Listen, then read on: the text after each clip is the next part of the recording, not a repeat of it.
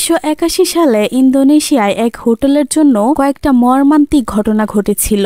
সেই সময় এই ঘটনা বেশ ভাইরালও হয়েছিল, কারণ হোটেলের প্রায় অনেকগুলো কাস্টমার এখানে আসার ঠিক 3 দিন পর খুব নৃশংসভাবে মারা যেত। তাদের শরীরের প্রত্যেকটা চামড়া উপড়ে মেরে ফেলা হতো। কিন্তু কে করতো এগুলো? পুলিশ যখন হোটেলে আর আশেপাশে ভালোভাবে তদন্ত করে, তারা এর ভয়ানক রহস্য সম্পর্কে জানতে পারে, যেটা শুনে পুরো শহর আতঙ্কে কেঁপে উঠেছিল। যার বিস্তারিত সবকিছু এই মুভিতে দেখানো হয়েছে। যে সত্য ঘটনা সম্পর্কে জানলে আপনিও আতঙ্কিত হবেন। তো তাহলে আর বেশি কথা না বলে শুরু করছি দ্য হন্টেড হোটেল মুভির এক্সপ্লেনেশন। গল্পের শুরুতেই দেখানো হয় 1981 সালে ইন্দোনেশিয়ার সিমারাং নামে এক শহরকে। নিমগ্রাম নামে এই মেয়েটি এই বিশাল বড় হোটেলে নতুন জব নিয়েছে। আজকে তার প্রথম দিন। হোটেলের ওনার তাকে সব কাজ বুঝিয়ে দেওয়ার সময় বলে দেয় যেন সে ভুলেও হোটেলের 3য় তলায় শেষের ঘরটার দিকে না যায়। নিমগ্রাম 2য় তলায় কাজে যোগ দেয়, কিন্তু ঠিক সন্ধ্যার সময় 3য় তলা থেকে সে কার যেন কান্নার আওয়াজ শুনতে পায়। কান্নার আওয়াজ ফলো করে করে সে 3য় তলায় পৌঁছে যায়। এমনকি 3য় তলায় গিয়ে একেবারে শেষের ঘরটার দরজা খোলে। আর এখানে সে সবচেয়ে বড় ভুলটা করে, যেটা আমরা একটু পরে বুঝতে পারবো। তো সে দরজা খুলে একটা মেয়েকে দেখতে পায়, যার মাথার চুল সহ পুরো শরীর সাদা। মেয়েটিকে দেখে নিমগ্রাম বেশ ভয় পায়। তখন মেয়েটি বলে 3 দিন আর অর্ধেক রাত। এরপর সিন শিফট হয় 3 দিন পর নিমগ্রামের বাসায়। সে সেই রাতের কথা তার মেয়েকে বলছিল, যে সে কতটা ভয় পেয়েছে। এটা শুনে তার মেয়ে তাকে বলে নামাজ পড়ে দোয়া করতে, তাহলে তার ভেতর থেকে সব ভয় কেটে যাবে। নিমগ্রাম তাই করে, সে নামাজ পড়ে। আর যখনই তার নামাজ পড়া শেষ হয়, সেই ঘরে থাকা সাদা চুলওয়ালা মেয়েটি তার উপর আক্রমণ করে। অর্থাৎ ওই হোটেলের ঘরে থাকা মেয়েটি কোনো সাধারণ মেয়ে না, ওইটা কোনো আত্মা। এদিকে ওই ঘর থেকে তার মেয়ে তার চিল্লানোর আওয়াজ শুনতে পায়। সে দ্রুত এসে দেখে তার মা অলরেডি মারা গিয়েছে। তার গায়ের চামড়া ছিঁড়ে নিয়ে খুব নৃশংসভাবে তাকে মেরে ফেলা হয়েছে। এরপর 3 দিন পরের সিন দেখানো হয়। রায়না আর ফে নামে 2 জন বোন সেই হোটেলের দিকেই যাচ্ছিল। মূলত হোটেলটি তাদের বাবার, আর এতদিন ধরে তাদের নানা আর নানি এই হোটেল পরিচালনা করে আসছে। তাদের বাবার নাম জানওয়ার। জানওয়ার 2 মাস আগেই মারা গিয়েছে। আর মারা যাওয়ার আগে সে তার এই হোটেলের দায়িত্ব তার 2 মেয়েকে দিয়ে যায়। কিন্তু তার 2 মেয়ে রায়না আর ফে এই হোটেল দেখে অনেক অবাক হয়ে যায়, কারণ তাদের বাবা এই হোটেলের কথা কোনোদিনই তাদের বলেনি। তারা এখানে আসার পর তাদের নানি তাদের সাবধান করে দেয় যেন তারা কোনোভাবেই 3য় তলায় ওই শেষের ঘরটিতে না যায়। এখানে মনে হচ্ছিল ওই ঘরের ব্যাপারে তাদের নানি কিছু একটা জানে, যেটা তাদের সবার কাছ থেকে সে লুকাচ্ছে। আর যেহেতু রায়না আর ফে এই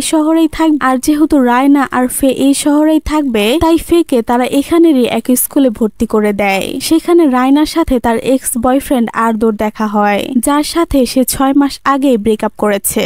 আরদোর সাথে কথা বলতে বলতে রায়না নিমগ্রামের মৃত্যুর ব্যাপারে জানতে পারে, যে মেয়েটি তাদের হোটেলে নতুন জব নিয়েছিল, যেটা তাদের নানি তাদের থেকে লুকিয়েছে। রায়না এরপর তার নানা নানিকে নিমগ্রামের মৃত্যুর ব্যাপারে জিজ্ঞাসা করে, যে কেন সে তার মৃত্যুর কথাটা বলেনি। তখন তার নানি বলেন নিমগ্রামের মৃত্যুটা সাধারণ মৃত্যুই ছিল, তাই তাকে বলার সে প্রয়োজন মনে করেনি। তখনই আরদো সেখানে এসে এই হোটেলে একটা রুম বুক করে, কারণ তার এই হোটেলের ব্যাপারে কিছুটা সন্দেহ আছে। আর তাছাড়াও সে রায়নাকে এখনো ভালোবাসে, তাই সে তার সেফটির জন্য এখানে থাকার সিদ্ধান্ত নেয়, যেটা দেখে রায়না অনেক অবাক হয়ে যায়। তো সেদিন রাতে রায়না নামাজ পড়ে ঘুমাতে যাচ্ছিল। ঠিক তখনই সেও 3য় তলা থেকে কারো কান্নার আওয়াজ শুনতে পায়। কান্নার আওয়াজ ফলো করে সে 3য় তলায় একদম শেষের রুমটায় গিয়ে পৌঁছায়। আর দরজা খুলে সেও ওই সাদা চুলওয়ালা মেয়ের আত্মাটিকে দেখতে পায়, যে আবার ঠিক একই রকম ভাবে তাকে বলে 3 দিন আর মধ্যরাত। এর মানে রায়নার হাতেও আর মাত্র 3 দিন সময় আছে। তার সাথেও ঠিক তাই হবে যেমনটা নিমগ্রামের সাথে হয়েছিল। তো পরের দিন রায়না কোথাও যাওয়ার জন্য গাড়িতে বসেছিল। তখনই সে গাড়ির গ্লাসে 1 লেখা দেখতে পায়, অর্থাৎ তার আজকেই প্রথম দিন। ধীরে ধীরে রায়নাও এই পুরো বিষয়টা বুঝতে পারছিল, কারণ নিমগ্রাম হোটেলে চাকরি নেওয়ার ঠিক 3 দিন পর মারা গিয়েছিল। আর সে যখন গত রাতে ওই রুমে গিয়েছিল, তখনও তো ওই মেয়েটি বলেছিল 3 দিন আর মধ্যরাত। এরপর সে 2-2 4 মিলিয়ে ফেলে আর বুঝতে পারে নিশ্চয়ই ওই রুমটাতে কোনো গন্ডগোল আছে, কারণ যেই ওই রুমে যাচ্ছে তার সাথে ভয়ঙ্কর ঘটনা ঘটছে। এদিকে আমরা দেখতে পাই রায়নার বোনকেও ওই আত্মা বারবার ক্ষতি করার চেষ্টা করছিল। এখন আমাদের মনে হতে পারে ওই ঘরে তো রায়না গিয়েছিল, তাহলে আত্মাটা কেন বারবার ফেকে হন্ট করছে। আসলে গত রাতে রায়না যখন ওই ঘরে গিয়েছিল, তার ঠিক আগে ফেকো ওই ঘরে গিয়ে ওই মেয়েটিকে দেখেছিল। মেয়েটি ঠিক একইভাবে তাকে বলেছিল 3 দিন আর মধ্যরাত। এর মানে এখন তাদের দুজনেরই জীবনের ঝুঁকি রয়েছে। রায়না অলরেডি এসবে অনেক ভয় পেয়েছিল। সে এই সকল বিষয় তার নানা নানিকে জানায়। তো এরপর তারা জানতে পারে 6 বছর আগে জানোয়ার এই হোটেলের দায়িত্ব তার স্ত্রীর বাবা মায়েদের দিয়েছিলেন, অর্থাৎ তাদের নানা নানিদের। আর এর আগেও এভাবে প্রায় কয়েকজন এই হোটেলে আসার পর মারা গিয়েছে। রায়নার নানা বলে এই সব কিছু থেকে বাঁচতে হলে একমাত্র উপায় হলো ওই 3য় তলার শেষের ঘরে না যাওয়া। তাছাড়া এই অভিশাপ থেকে বাঁচার কোনো উপায় নেই। এছাড়া তারা আর কিছুই জানে না। রায়না আর ফে তাদের নানা নানির কাছ থেকে তেমন কিছু জানতে না পেয়ে এক ওজা বাবার কাছে যায়, যে আত্মাদের সাথে কথা বলতে পারত আর তাদের তাড়াতেও পারত। তো ওজা বলে ওই আত্মাকে তাড়াতে হলে সবার প্রথমে আগে তার সাথে কথা বলতে হবে, কিন্তু তার আগে জানতে হবে ওই মেয়েটিকে। এরপর তারা চিন্তা ভাবনা করে সবার আগে তারা ওই মেয়েটির বিষয়ে সব তথ্য খুঁজে বের করবে, তাহলে তারা জানতে পারবে যে ওই মেয়েটি কিভাবে মারা গেল আর কিভাবে বা ওই হোটেলের রুমে গিয়ে আটকা পড়ে রয়েছে। সেদিন রাতে রায়নার কাছে তার বাবার লয়ারের কল আসে, যে জানায় এই হোটেলের কাগজে জানোয়ারের নাম নেই, বরং বাস্কারার নাম দেওয়া, যেটা কিনা তার বাবারই আরেকটা নাম। কিন্তু এ ব্যাপারে রায়না কিছুই জানতো না যে তার বাবার এরকম আরেকটা নাম আছে। এমনকি সে এই নাম আজকে প্রথম শুনলো। ব্যাপারটা তার কাছে একটু অদ্ভুত লাগে। তাই রায়না এসব কিছু রহস্য জানতে আর নিজেকে আর তার বোনকে বাঁচাতে সেই রুমে যাওয়ার সিদ্ধান্ত নেয়, কারণ তার ধারণা সে সেই রুমে গিয়ে নিজেকে আর তার বোনকে বাঁচানোর জন্য কোনো না কোনো ক্লু পেয়ে যাবে। তবে আর্দ্র তার সাথে যেতে চায়, কিন্তু রায়না তাকে নিষেধ করে, কারণ সে আর তার বোন ইতিমধ্যে অভিশাপ পেয়েছে। তাদের দুইজনের জীবনই ঝুঁকিতে রয়েছে। তার মধ্যে সে নতুন করে আর্দ্রকে এসবে জড়াতে চাচ্ছিল না। তো রায়না আর তার বোন ফে সেই ঘরে গিয়ে আলাদা আলাদা হয়ে কিছু খুঁজে বের করার চেষ্টা করছিল। রায়না খাটের নিচটা চেক করলে দেখতে পায় 2-3টা টাইলস উঠানো। সেগুলো সরিয়ে একটু মাটি খুঁড়ে সে ছোট্ট কয়েকটা কাগজের টুকরা পায়। অন্যদিকে ওই আত্মাটি ফেকে পজেস করে ফেলেছিল। রায়না সেখানে যাওয়ার পরই আত্মাটি তাকে বলে, মরার আগে আমি যে কষ্ট পেয়েছি তোদেরও সেই কষ্ট পেতে হবে। এই বলে সে 2 বোনের ওপর একসাথে আক্রমণ করে। কিন্তু তখন কোনো মতে আর্দ্র সেখানে এসে তাদের দ্রুত সেই ঘর থেকে নিয়ে যায়। তবে আর্দ্র সে ঘরে আসার কারণে এখন এই অভিশাপ তার ওপরও লেগে গেছে। এরপরে তারা 3য় তলার প্রত্যেকটা রুমেই ভালোভাবে খুঁজে, আর একইভাবে টাইলসের নিচে কয়েকটা করে কাগজের টুকরা পায়, যেগুলো তারা মিলিয়ে দেখে এটা একটা লাভ লেটার, যেটা জেসমিন নামে একটি মেয়ে বাস্কারা নামে এক ছেলেকে লিখেছে। চিঠিতে তাদের প্রথম কোথায় দেখা হয়েছে সেটাও লেখা আছে। রায়না সহ সবাই তো জানে যে বাস্কারা তার বাবার নাম, এখন জানা দরকার জেসমিন নামের এই মেয়েটিকে। তাই তারা চলে যায় চিঠিতে লেখা সেই ঠিকানায় যেখানে তাদের প্রথম দেখা হয়েছিল। সেখানে গিয়ে তারা দেখে পুরোটা জঙ্গল, আর যেই জায়গার কথা উল্লেখ করা ছিল সেই চিঠিতে, সেই জায়গায় অনেকগুলো সাদা ফুল ফুটে আছে।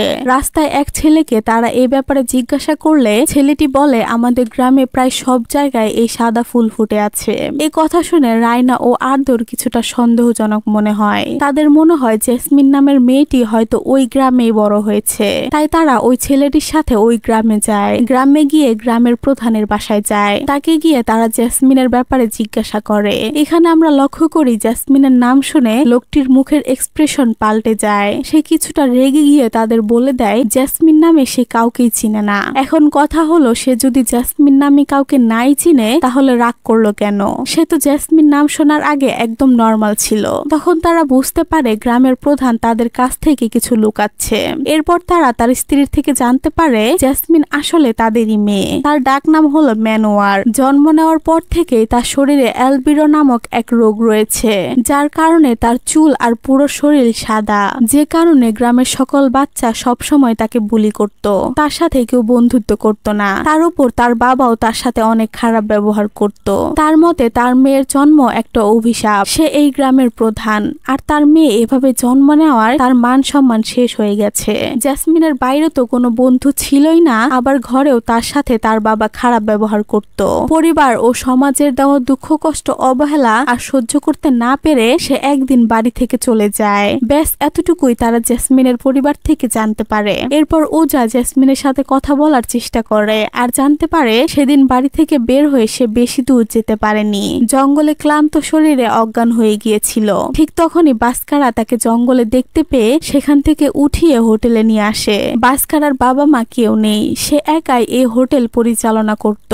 সে তাকে থাকার জন্য সেই 3য় তলার সেই শেষের রুমটাই দেয়। এরপর ধীরে ধীরে তারা একে অপরকে ভালোবেসে ফেলে। কদিন পর বাস্কারা এক ব্যবসার কাজে শহরের বাইরে যায়। ঠিক তখনই জেসমিন তাকে মনে করে সেই লাভ লেটারটা লিখেছিল আর তাকে সারপ্রাইজ দেওয়ার জন্য ঘরের কোনায় কোনায় ভাঙা টাইলসের নিচে সেটা ছিঁড়ে ছিঁড়ে রেখে দিয়েছিল। তো এরপর বেশ কিছুদিন কেটে যায়, কিন্তু বাস্কারা ফিরে আসে না। তাই সে শহরের দিকে যায় তাকে খুঁজতে। গিয়ে দেখে সে অন্য একজনকে বিয়ে করে বাচ্চার বাবা হতে চলেছে, যেটা দেখে সে একদমই ভেঙে পড়ে। সে হোটেলের ওই রুমে এসে বারবার নিজের মাথায় আঘাত করছিল আর বাস্কারাকে ভালোবাসায় আফসোস করছিল আর ভাবছিল হয়তো সে দেখতে এরকম বলে তাকে কেউ ভালোবাসে না, তার সাথে সংসার করতে চায় না, তাকে কেউ আপন করে নেয় না। জীবনের প্রথম সে একজনকে বিশ্বাস করেছিল, সেও তাকে ধোঁকা দিয়েছে। এতগুলো কষ্ট বুকে নিয়ে আর বেঁচে থাকতে চাইছিল না সে, কারণ তার মনে হচ্ছিল সে সবার থেকে আলাদা বলে বাস্কারা তাকে ছেড়ে চলে গেছে। তার নিজের চামড়ার প্রতি এতটাই ঘৃণা ছিল যে সে একটা চাকু নিয়ে 3 দিন ধরে তার শরীরের চামড়া টেনে টেনে ছিঁড়তে থাকে। আর ফাইনালি 3 দিন এরকম করার পর মধ্যরাতে তার মৃত্যু হয়। তাই তার আত্মা সেই হোটেলের রুমে আটকে আছে। এখন বোঝা যাচ্ছিল যে কেন আত্মাটি সবার শরীরের চামড়া ছিঁড়ে নিচ্ছিল। এতক্ষণ এই সব কিছু ওই ওজা দেখছিল। সে তাদের বলে এখন আর তাকে থামানো যাবে না, তাকে তখনই থামানো যাবে যখন সে বাস্কারাকে মাফ করবে। ঠিক তখনই সে মেয়েটির আত্মা এসে ওজাকে গলা কেটে আর মাথা থেতলে দিয়ে খুব নৃশংসভাবে হত্যা করে। তার বাবার বিষয়ে এই সব কিছু শুনে তার যেন বিশ্বাসই হচ্ছিল না যে তার বাবা একটা মেয়েকে ধোঁকা দিয়েছিল। কথায় কথায় সে আর্দকে বলে দেয় যে কেন সে তার সাথে ব্রেকআপ করেছে। আসলে তখন রায়নার নিউট্রাস ক্যান্সার ছিল, যেটার অপারেশন করার পর সে ঠিক তো হয়ে যায়, কিন্তু সে আর কখনো মা হতে পারবে না। যেহেতু সে আর্দকে পরিবার দিতে পারবে না, তাই সে তার সাথে ব্রেকআপ করে নেয়। তারা এই ঘরে কথা বলছিল, ওইদিকে তার বাবার জিনিস আরো ঘেটে দেখছিল ফে। সেখানে সে একটা ডায়েরির মতো অনেকগুলো কাগজ পায়, যেটা পড়ে তারা আসল ঘটনাটা জানতে পারে। আসলে সেদিন কি হয়েছিল, মূলত বাস্কারা সত্যি সত্যি জেসমিনকে ভালোবাসতো।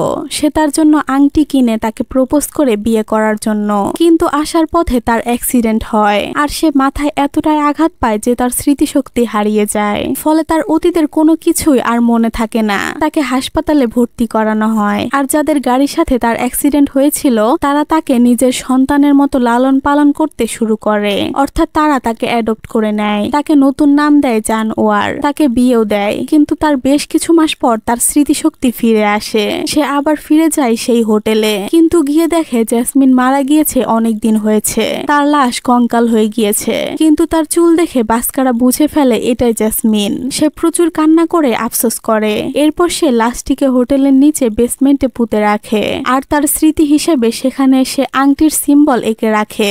এবার রায়না বুঝতে পারে তার বাবা জেসমিনকে ধোঁকা দেয়নি, সে সত্যি ওনাকে ভালোবাসতো আর এটাই জেসমিনের জানা দরকার, তবে তার আত্মা মুক্তি পাবে। আর এর জন্য সেই আংটিটা জেসমিনের হাতে পরিয়ে দিতে হবে। তাই তারা বেরিয়ে পড়ে জেসমিনের লাশ খুঁজতে।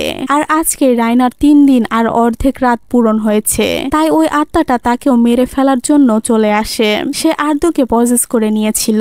সে কোনো মতে তার থেকে পালিয়ে বেসমেন্টে অনেক খুঁজে সে সিম্বলটি দেখতে পায়, যেখানে খুঁড়ে তারা জেসমিনের ডেড বডির কঙ্কাল দেখতে পায়। আর এরপর তার হাতে ওই আংটিটা পরিয়ে দেয়। এখন সবকিছু নর্মাল হয়ে যায়। জেসমিন তাদের সামনে আসে। সে এখন বুঝে গিয়েছিল বাস্কারা তাকে কখনোই ঠকায়নি, সবসময় ভালোবেসে গেছে। এরপর ফাইনালি তার আত্মার মুক্তি পায়। এরপর আমরা দেখতে পাই আর্দো রাইনাকে বিয়ের জন্য প্রপোজ করে আর বলে যদি সে তাকে বাচ্চা নাই দিতে পারে তাহলে তারা বাচ্চা অ্যাডপ্ট করে নিবে, তবুও সে তাকে বিয়ে করতে চায়। এটা শুনে রায়না ইমোশনাল হয়ে যায় আর তার প্রপোজে রাজি হয়ে যায়। তারা দুজনেই অনেক খুশি ছিল, তবে তাদের এই খুশি বেশিক্ষণ থাকে না। আর্দো যখন ঘরে একা ছিল, সেই জেসমিনের আত্মা এসে তাকেও শরীরের চামড়া ছিঁড়ে নিয়ে খুব নৃশংসভাবে হত্যা করে। রায়না সেখানে এসে এসব দেখে একদম হতভম্ব হয়ে যায়, কারণ সে তো ভেবেছিল জেসমিনের আত্মা মুক্তি পেয়ে গেছে। সে বারবার জেসমিনকে জিজ্ঞাসা করতে থাকে যে এখন সে এইসব আবার কেন শুরু করলো, তাকে তো তারা সব জানিয়েই দিয়েছে।